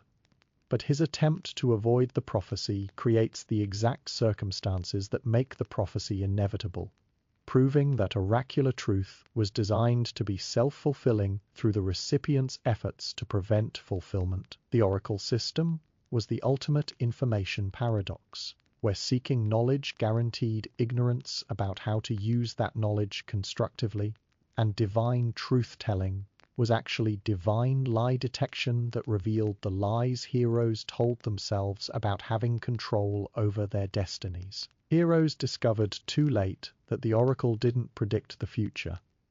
She programmed it, and seeking divine truth was essentially volunteering to be the protagonist.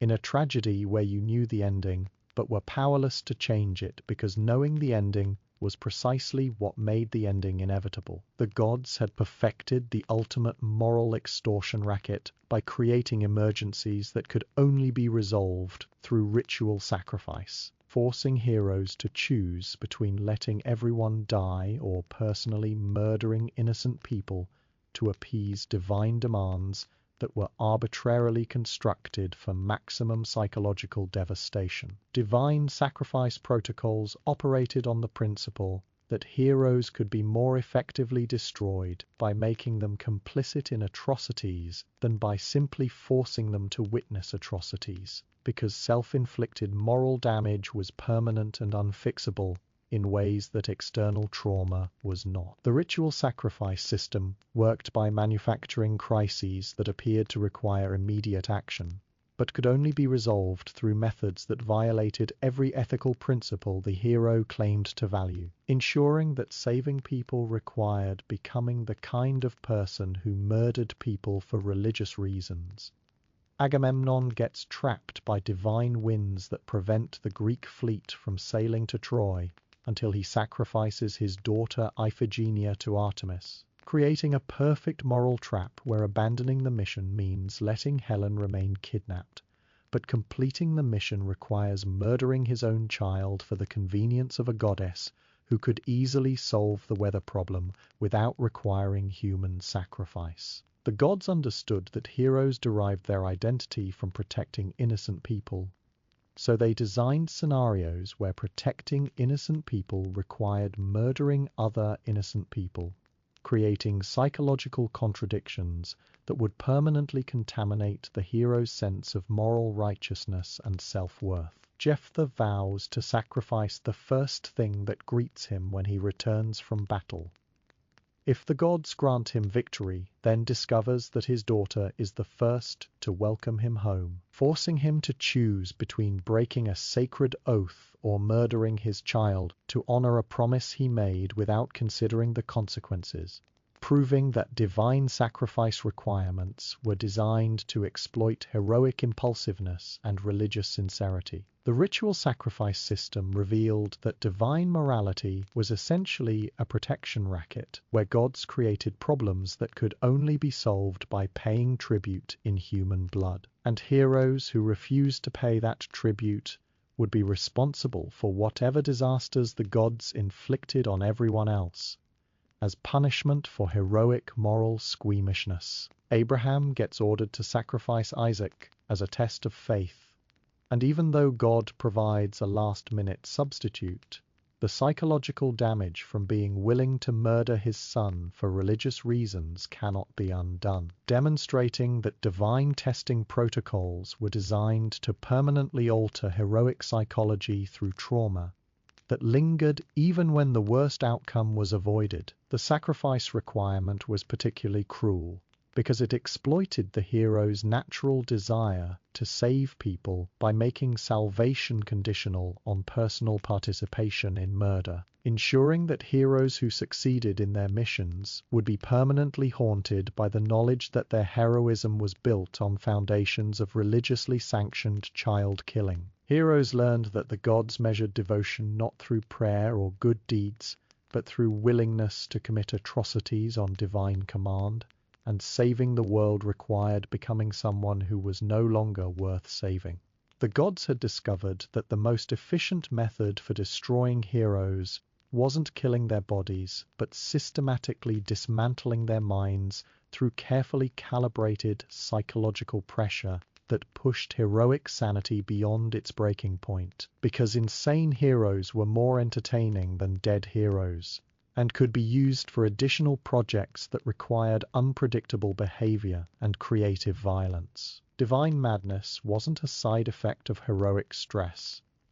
It was a deliberate weapon deployed against heroes who had survived too many challenges and developed inconvenient levels of competence or confidence that needed to be reset through therapeutic insanity. The madness delivery system worked by overloading heroic psychology with contradictory demands, impossible choices, and traumatic experiences until the hero's mental framework collapsed and reconstructed itself in ways that made normal social functioning impossible but enhanced the hero's value as an agent of chaos. Heracles gets driven insane by Hera and murders his wife and children during a psychotic episode, then spends the rest of his life performing impossible labors as penance for crimes he committed while not in control of his actions, proving that divine madness was essentially a method for manufacturing guilt that could be used to motivate future heroic behavior through permanent psychological leverage. The gods understood that sane heroes might eventually question the logic of accepting increasingly dangerous assignments, but insane heroes could be relied upon to attempt anything without regard for personal safety or rational risk assessment, making madness a form of divine quality control that removed inconvenient aspects of heroic personality like self-preservation and critical thinking. Ajax goes mad when he doesn't receive Achilles' armor and slaughters a herd of sheep while hallucinating that they are enemy soldiers, then kills himself from shame when his sanity returns and he realizes what he has done, demonstrating that heroic madness was designed to be temporary enough to allow for full comprehension of what had been done during the madness, ensuring maximum psychological devastation when rational thinking resumed. The madness system revealed that heroic sanity was actually a liability that needed to be periodically removed and reinstalled to prevent heroes from developing psychological immunity to divine manipulation, because heroes who maintained their mental stability too long might start recognizing patterns in divine behavior and develop countermeasures against immortal psychological warfare. Cassandra gets driven mad by the psychological torture of knowing the future, but being unable to convince anyone to believe her warnings, creating a special form of prophetic insanity, where sanity was defined as accepting that horrible things would happen, and insanity was defined as trying to prevent them through rational communication. The Divine Madness program was self-sustaining because heroes who recovered from insanity were permanently changed by the experience of losing control over their own minds, creating psychological fragility that made them more susceptible to future episodes. Whenever the gods needed to reset heroic behavior patterns or generate new forms of entertaining dysfunction that could be exploited for additional narrative purposes. The gods had created the ultimate legal system where justice was always perfectly administered according to divine law. But divine law was specifically designed to ensure that perfect justice would result in maximum suffering for anyone subjected to it, because immortal fairness operated on principles that were technically correct, but practically guaranteed to destroy mortal lives through the ruthless application of cosmic legal technicalities. Divine justice wasn't corrupt or biased. It was mathematically precise in ways that made corruption look merciful by comparison, because gods applied their laws with perfect consistency and absolute literalism that eliminated human concepts like proportionality, mercy, or common sense from legal proceedings. The divine legal system worked by establishing rules that were impossible to follow perfectly and punishments that were impossible to survive, then applying those rules with the kind of bureaucratic efficiency that made mortal suffering inevitable regardless of the defendant's actual guilt or innocence. Prometheus steals fire to help humanity and receives eternal torture as punishment, not because the sentence is excessive, but because divine property law requires infinite punishment for any violation of divine property rights, proving that godly justice was perfectly fair according to legal standards that were designed to make fairness indistinguishable from sadism. The gods understood that mortals expected justice to be tempered with mercy, so they created a legal framework that provided perfect justice without any mercy whatsoever, ensuring that heroes who appealed to divine fairness would receive exactly what they deserved according to laws that were written by immortals, who considered mortal suffering a reasonable price for legal consistency. Arachne challenges Athena to a weaving contest and produces work that is technically superior. So Athena transforms her into a spider, because divine law requires that mortals who defeat gods in competitions must be punished for the crime of being better than immortals at something, regardless of whether the competition was fair or the mortal's victory was legitimate. Divine justice revealed that fairness was actually a weapon that could be deployed against heroes, more effectively than unfairness, because unfair treatment could be protested and resisted. But fair treatment, according to divine law, was unassailable and had to be accepted even when it resulted in outcomes that violated every principle of human decency. Niobe boasts that she has more children than Leto, which is factually accurate, so Apollo and Artemis kill all of Niobe's children to restore the proper divine order, demonstrating that divine justice could transform true statements into capital crimes and factual accuracy into punishable offenses that warranted genocidal responses. The divine legal system was perfectly calibrated to ensure that following the law would result in punishment, breaking the law would result in punishment, and ignorance of the law would result in punishment, creating a comprehensive justice framework where every possible action was simultaneously legal and illegal, depending on which divine statute was being applied at any given moment by gods who were constitutionally incapable of applying those statutes, in ways that didn't result in heroic destruction. The gods had constructed the ultimate ethical paradox by creating a universe where moral behavior was guaranteed to produce immoral outcomes and virtuous choices automatically generated vicious consequences, ensuring that heroes who tried to maintain their ethical principles would be systematically transformed into agents of evil through the simple process of attempting to do good. Divine morality operated on inverse logic that made righteousness indistinguishable from wickedness and transformed every act of heroic virtue into evidence of heroic corruption through mechanisms that were too subtle to detect but too powerful to resist. The moral trap system worked by establishing situations where the right choice,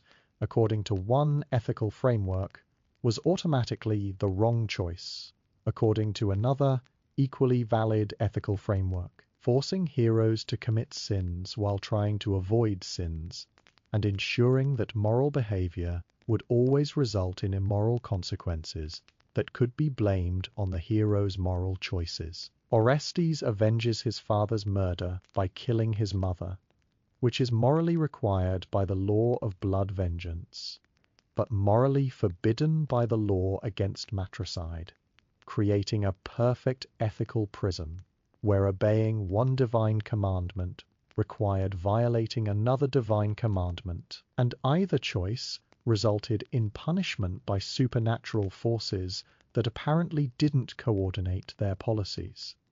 The gods understood that heroes derived their psychological stability from believing they were fundamentally good people, so they designed moral scenarios that would strip heroes of that belief by demonstrating that good intentions were incompatible with good outcomes in a universe where ethical behavior was systematically punished and unethical behavior was systematically rewarded. Antigone honors divine law by burying her brother, but violates human law by defying the king's edict, forcing her to choose between offending the gods or offending the state, when both choices carry death penalties and both choices are morally justified within their respective ethical systems, proving that divine morality was designed to make virtue impossible to achieve and vice impossible to avoid. The moral trap revealed that heroic ethics were actually a form of psychological warfare disguised as philosophical guidance,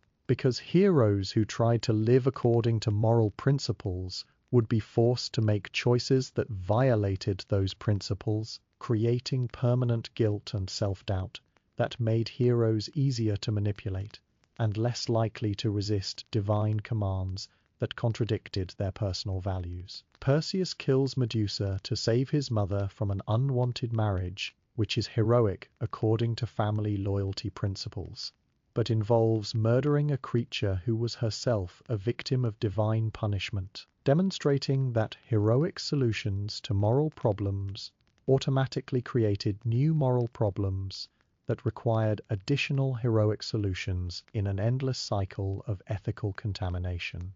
The gods had programmed morality itself to be self-defeating, ensuring that heroes who succeeded in doing right would discover that their right actions had produced wrong results, and heroes who tried to correct those wrong results would produce additional wrong results, creating an infinite loop of moral failure that could never be resolved through moral behavior because the system was designed to make moral behavior immoral.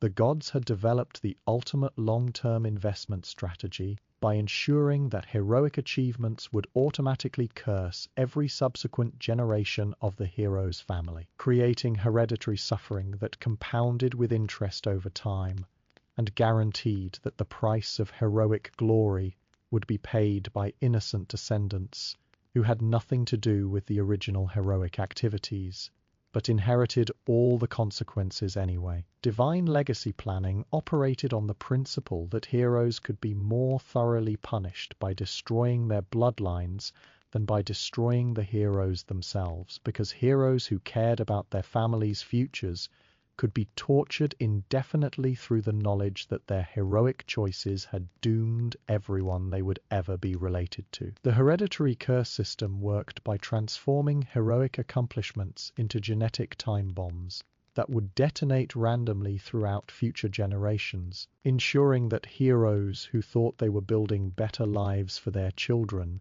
were actually constructing elaborate death traps that would activate decades or centuries after the original hero was safely dead and beyond the reach of consequence. Perseus saves Andromeda and establishes a heroic dynasty, but his descendants include the families of both Heracles and the founders of Mycenae, ensuring that his heroic bloodline would produce some of the most dysfunctional and violent families in Greek mythology, proving that heroic genetics were essentially hereditary mental illness, disguised as divine favor. The gods understood that heroes were motivated by the desire to leave positive legacies for their children, so they designed heroic legacies to be systematically negative in ways that would retroactively contaminate the meaning of every heroic achievement, by demonstrating that those achievements had actually been crimes against future generations. Cadmus founds Thebes and kills a dragon,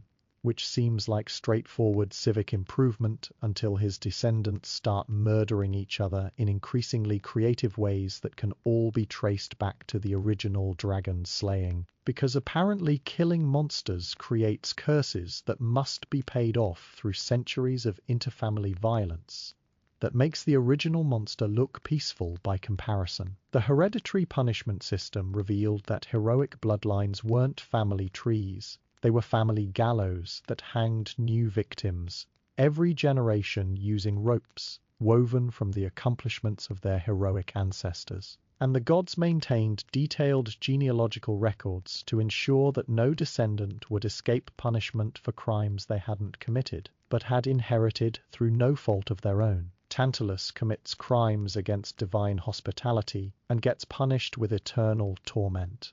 But his punishment extends to his children Pelops and Niobe, then to his grandchildren Atreus and Thyestes, then to his great-grandchildren Agamemnon and Menelaus, creating a multi-generational horror show where each new family member inherited specialized torments, calibrated to their specific psychological vulnerabilities and personal relationships. The legacy curse was particularly cruel because it exploited parental love by making that love into a weapon against the children being loved, ensuring that heroes who succeeded in protecting their immediate families would automatically endanger their extended families through the simple act of being heroic enough to have families worth protecting. The gods had transformed the entire universe into an elaborate entertainment complex where mortal suffering was the primary form of divine recreation.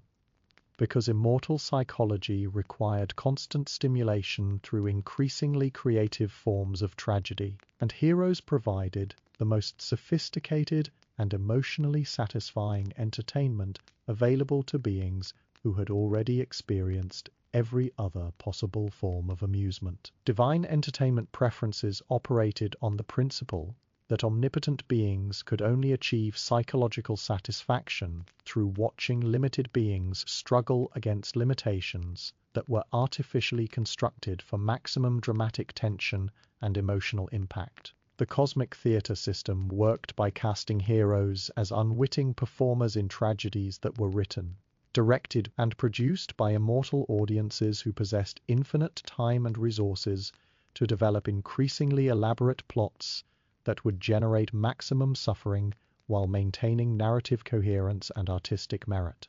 Zeus arranges for Helen to be kidnapped by Paris, not because he cares about Trojan politics or Greek honor, but because he is bored and wants to watch thousands of heroes kill each other in increasingly creative ways over the course of a decade-long siege that will produce enough tragedy to keep the entire pantheon entertained for centuries of retelling and analysis. The gods understood that simple violence was less entertaining than complex emotional drama, so they specialized in creating scenarios where heroes would be forced to choose between competing loyalties, impossible moral demands, and incompatible desires that would generate internal conflict that was more interesting to observe than external combat. Hera orchestrates Heracles' 12 labors, not because she wants him to succeed or fail, but because she wants to watch him suffer through tasks that are specifically designed to be barely achievable,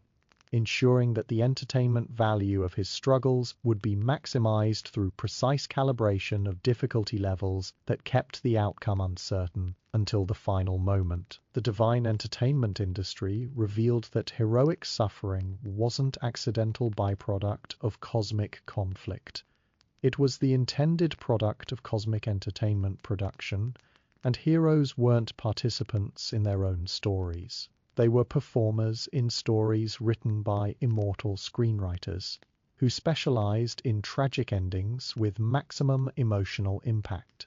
Prometheus gets eternal torture, not as punishment for stealing fire, but as ongoing performance art that demonstrates the consequences of defying divine authority, providing educational entertainment that serves both as warning to other potential rebels and as satisfying spectacle for gods who enjoy watching pride be systematically destroyed through creative application of eternal suffering. The audience of suffering was self-sustaining, because gods who were entertained by mortal tragedy would inevitably create more mortal tragedy to maintain their entertainment levels, and heroes who provided good entertainment would be rewarded with more opportunities to provide entertainment through increasingly challenging scenarios that pushed heroic capabilities to their absolute limits and beyond. The gods had created heroes not to celebrate human potential or reward human virtue,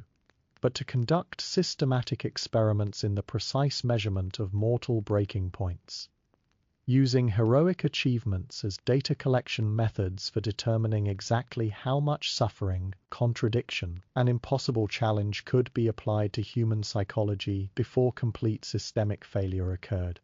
Divine hero manufacturing operated on the principle that immortals needed to understand the boundaries of mortal capability in order to maintain proper cosmic hierarchy, and heroes served as high-end test subjects who could be pushed to extremes that would provide meaningful data about the fundamental limitations of finite existence. The heroic experiment program worked by selecting individuals with maximum potential for greatness, then subjecting them to increasingly sophisticated forms of pressure, designed to map the exact parameters of human endurance across physical, psychological, moral, and spiritual dimensions, ensuring that each hero would eventually reach their breaking point, while providing valuable information about what those breaking points looked like and how they could be most efficiently achieved. Achilles represents the perfect experimental subject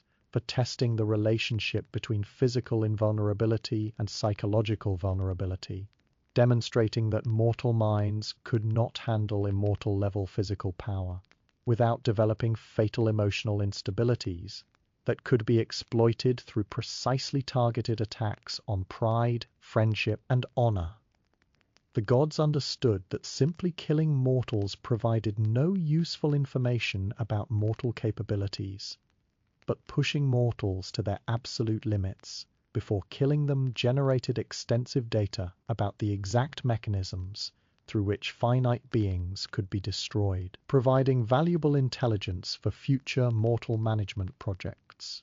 Sisyphus demonstrates the precise amount of eternal punishment required to maintain mortal hope without allowing mortal success, proving that humans could be kept indefinitely motivated through tasks that were specifically calibrated to be almost achievable, but never actually achievable, providing perfect measurements of the psychological fuel that powered mortal persistence.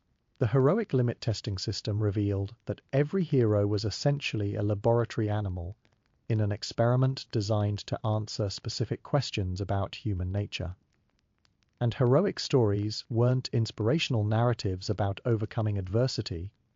They were scientific reports about the exact points at which human beings stopped being able to overcome adversity and started being overcome by it instead. Pandora opens the box containing all human suffering, not because she is curious or disobedient, but because the gods need to establish baseline measurements for human response to systematic exposure to every possible form of misery, and her actions provide the initial data set for the comprehensive mortal suffering research project that would continue through every subsequent heroic experiment. The ultimate truth was that heroes existed to prove that mortals had limits, that those limits could be precisely measured and systematically exploited, and that no amount of courage, strength, virtue, or divine assistance could allow finite beings to transcend their essential finitude when tested by infinite beings with unlimited time and resources to devise increasingly creative methods for demonstrating the fundamental impossibility of mortal transcendence.